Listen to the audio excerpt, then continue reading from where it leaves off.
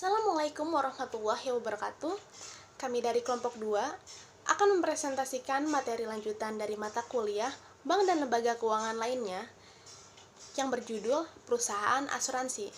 Sebelumnya perkenalkan, nama saya Haryati dan rekan saya Yanti Agustin, Yuliana, Afina Aulia Sukma, Ade Yulia Putriasih, dan Nabila Anggraini. Yang pertama, saya akan menjelaskan mengenai sejarah asuransi di Indonesia. Di Indonesia, asuransi bermula sejak kedatangan bangsa Belanda ketika menjajah Indonesia.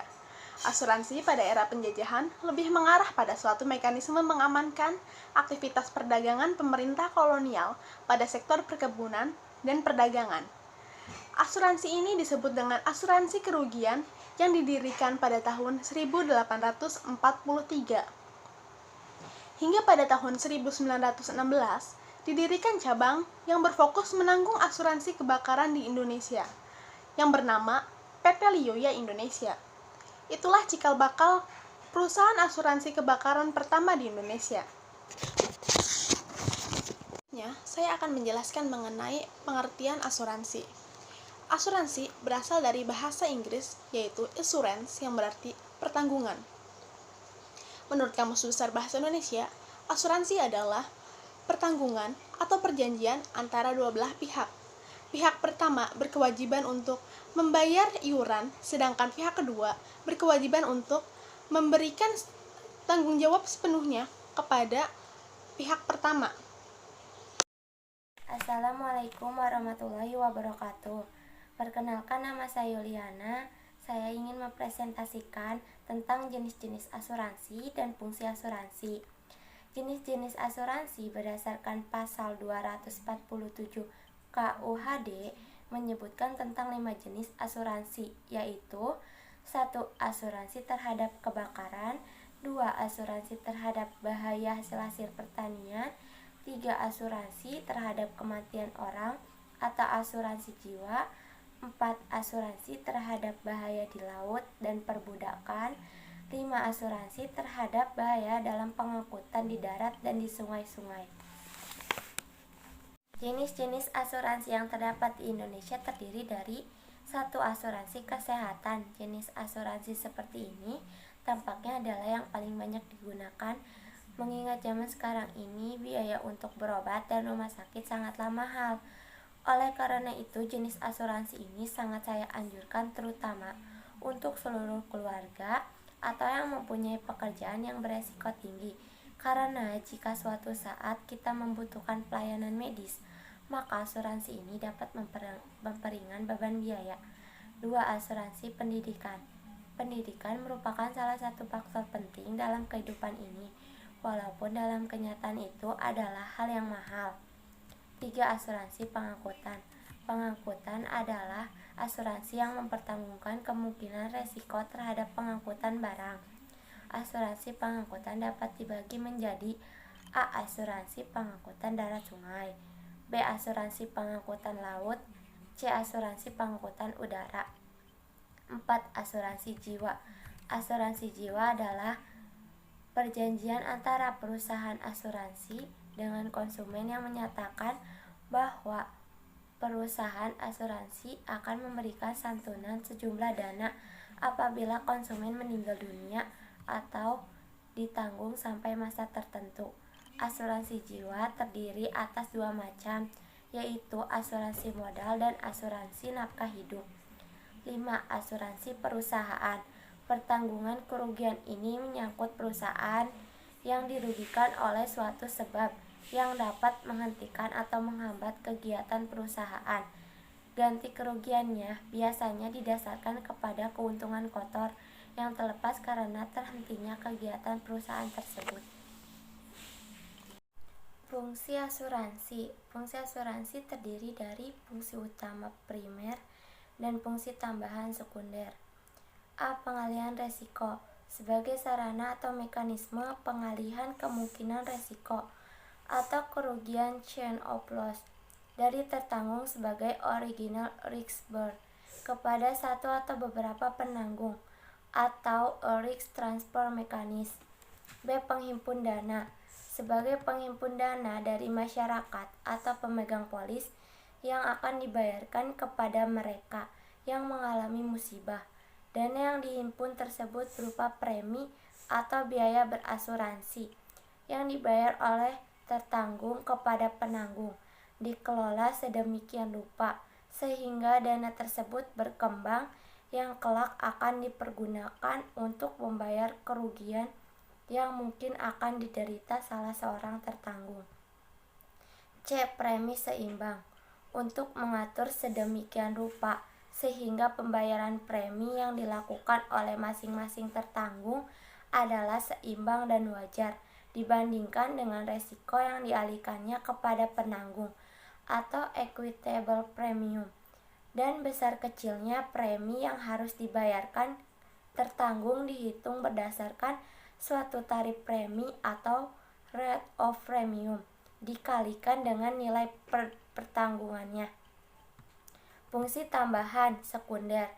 A. Ekspor terselubung atau invisible export sebagai penjual terselubung komoditas atau barang-barang tak nyata atau intangible product ke luar negeri. B. Perangsang pertumbuhan ekonomi. Stimulus ekonomi adalah untuk merangsang pertumbuhan usaha, mencegah kerugian, pengendalian kerugian, memiliki manfaat sosial dan sebagai tabungan. C. Sarana tabungan investasi dana dan invisible earnings. D. Sarana pencegahan dan pengendalian kerugian. Manfaat asuransi memberikan jaminan perlindungan dari resiko-resiko kerugian yang diderita satu pihak, meningkatkan efisiensi karena tidak perlu secara khusus mengadakan pengamanan dan pengawasan untuk memberikan perlindungan yang memakan banyak tenaga, waktu, dan biaya.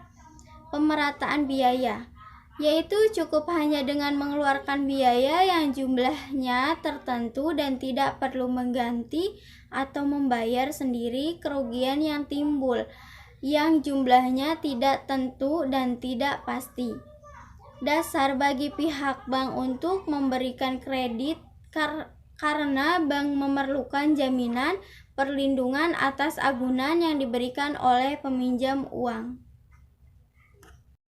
Keuntungan asuransi bagi nasabah memberikan rasa aman dan ketenangan hidup, merupakan simpanan yang pada saat jatuh tempo dapat ditarik kembali, terhindar dari resiko kerugian atau kehilangan, memperoleh penghasilan di masa yang akan datang, memperoleh penggantian akan kerusakan atau kehilangan, menjadikan seseorang bisa lebih tertib dalam mengatur keuangan mereka, memudahkan urusan. Bagi perusahaan asuransinya, 1. Keuntungan dari premi yang diberikan ke nasabah. 2. Keuntungan dari hasil penyertaan modal di perusahaan lain.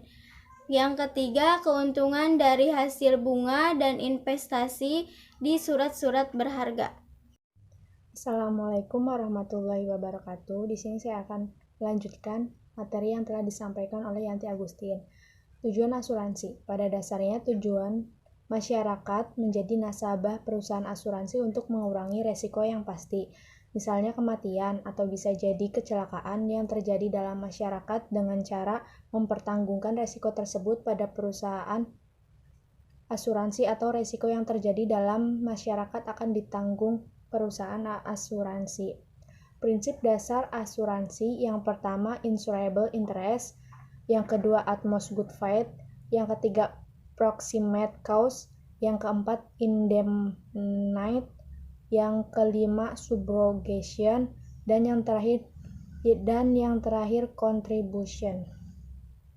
Jenis-jenis resiko. Yang pertama ada resiko murni, yaitu resiko yang apabila benar-benar terjadi akan memberikan kerugian dan apabila tidak terjadi tidak akan menimbulkan kerugian dan juga memberikan keuntungan. Yang kedua, resiko spekulatif adalah resiko yang berkaitan dengan terjadinya dua kemungkinan untuk mendapat kerugian. Yang ketiga, resiko individu adalah resiko yang kemungkinan dihadapi dalam kehidupan sehari-hari, seperti resiko pribadi, resiko harta, resiko tanggung-gugat. Selanjutnya, premi asuransi. Premi asuransi adalah kewajiban pihak tertanggung kepada pihak penanggung yang berupa pembayaran uang dalam jumlah tertentu secara periodik. Jumlah premi tertanggung pada faktor-faktor yang menyebabkan tinggi rendahnya tingkat resiko, dan jumlah nilai pertanggungan.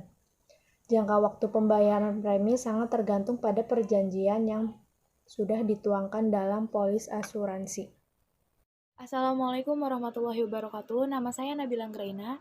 Saya di sini akan membacakan beberapa contoh perusahaan asuransi yang ada di Indonesia. Yang pertama ada EIE Financial. Perusahaan ini berdiri pada tahun 1983, sempat berganti nama dari PT Asuransi Lipo Jiwa Sakti menjadi Lipo Life. Kemudian AIK, Lipo, dan setelah 80% sahamnya dimiliki oleh American International Assurance, berubah menjadi IEF Financial. Yang kedua ada Allianz. Allianz merupakan cabang dari Allianz SE Jerman yang merupakan salah satu perusahaan asuransi terbesar di dunia. Yang ketiga ada Afris. Berdiri sejak 1975, PT Afris Assurance adalah perusahaan asuransi jiwa patungan multinasional pertama di Indonesia yang menyediakan program asuransi jiwa, asuransi kecelakaan, dan kesehatan, serta asuransi jiwa kredit dan pensiun, baik untuk perorangan maupun kelompok, termasuk produk-produk asuransi jiwa berbasis syariah atau tafakul melalui beragam saluran distribusi. Yang selanjutnya, yang keempat, ada Aksa Mandiri, yang merupakan perusahaan yang sahamnya dimiliki oleh Bank Mandiri dan Aksa Group. Yang kelima ada perusahaan Bumi Putra 1912. Bumi Putra 1912 merupakan salah satu perusahaan asuransi paling tua di Indonesia. Sesuai namanya, didirikan pada tahun 1912. Yang menarik dari asuransi ini adalah prinsip mutual share yang mereka pegang, di mana setiap pemegang polis adalah pemilik perusahaan. Selanjutnya ada Shikna. Asuransi Shikna berdiri di Indonesia sejak tahun 1990, merupakan cabang dari perusahaan asuransi Shikna Group yang bermarkas di Connecticut, Amerika Serikat. Selanjutnya ada Jiwasraya. PT Asuransi Jiwasraya adalah badan usaha milik negara Indonesia yang bergerak di bidang di sektor asuransi. Perusahaan ini didirikan pada 31 Desember 1859. Ada Manulife. Perusahaan ini adalah perusahaan asuransi cabang dari Manulife Financial yang merupakan salah satu perusahaan asuransi jiwa terbesar di dunia yang diukur berdasarkan kapitalisasi pasar. Selanjutnya ada Prudential. Didirikan pada tahun 1995, PT Prudential Life Assurance merupakan bagian dari Prudential plc, grup jasa keuangan retail berbasis di London, Inggris. Ada Sinarmas. Asuransi Sinarmas merupakan anak perusahaan dari perusahaan Sinarmas Group yang didirikan pada tanggal 27 Mei 1985. Assalamualaikum warahmatullahi wabarakatuh. Saya Apina akan melanjutkan materi dari Nabila, yaitu pengertian asuransi syariah. Menurut Dewan Syariah Nasional adalah usaha untuk saling melindungi dan tolong-menolong di antara sejumlah orang melalui investasi dalam bentuk aset atau tabaru, yang memberikan pola pengembalian untuk menghadapi risiko atau bahaya tertentu melalui akad yang sesuai dengan syariah. Asuransi syariah adalah sebuah sistem di mana para partisipan atau anggota menghibahkan sebagian atau seluruh kontribusi yang akan digunakan untuk membayar klaim jika terjadi musibah yang dialami oleh sebagian partisipan, anggota, atau peserta. Asuransi syariah disebut juga dengan asuransi ta'awun, yang artinya tolong-menolong atau saling membantu. Oleh karena itu dapat dikatakan bahwa asuransi ta'awun prinsip dasarnya adalah dasar syariat yang saling toleran terhadap sesama. Selanjutnya ada perbedaan asuransi konvensional dan asuransi syariah. Asuransi konvensional memiliki misi ekonomi dan misi sosial, sedangkan asuransi syariah memiliki misi akidah, misi ibadah, misi ekonomi, dan misi pemberdayaan umat. Asuransi konvensional tidak ada dewan pengawas, sehingga dalam praktiknya tidak diawasi dan kemungkinan pelaksanaannya tidak sesuai dengan kaidah syariah. Sedangkan asuransi syariah terdapat dewan pengawas syariah yang berfungsi untuk mengawasi pelaksanaan operasional perusahaan agar terbebas dari praktik-praktik yang bertentangan dengan prinsip syariah. Asuransi konvensional, akad yang ada di dalam asuransi konvensional didasarkan pada jual beli, sedangkan asuransi syariah, akad dalam asuransi syariah didasarkan pada tolong-menolong. Kesimpulannya, asuransi tersendiri pada perkembangannya mengalami banyak perubahan dan semakin banyak jenisnya, dari mulai hal yang wajar sampai hal-hal yang tidak wajar pun bisa diasuransikan. Banyak masyarakat yang menggunakan jasa asuransi di dalam kehidupan sehari-hari karena saat ini banyak sekali resiko yang akan terjadi di masa yang akan datang. Sebelum semua itu dihadapi, terlebih dahulu kita menanggulanginya agar tidak terjadi kerugian besar. Tujuan asuransi bagi nasabah itu sendiri adalah untuk mengurangi risiko yang pasti, misalnya kematian, kecelakaan, dan lain-lain. Sedangkan manfaatnya adalah dapat memberikan rasa aman dan perlindungan, pendistribusian biaya, dan manfaat yang lebih adil. Polis asuransi dapat dijadikan sebagai jaminan untuk memperoleh kredit, berfungsi sebagai tabungan dan sumber pendapatan, alat penyebaran risiko, dan membantu meningkatkan kegiatan usaha. Sekian dari saya. Assalamualaikum warahmatullahi wabarakatuh.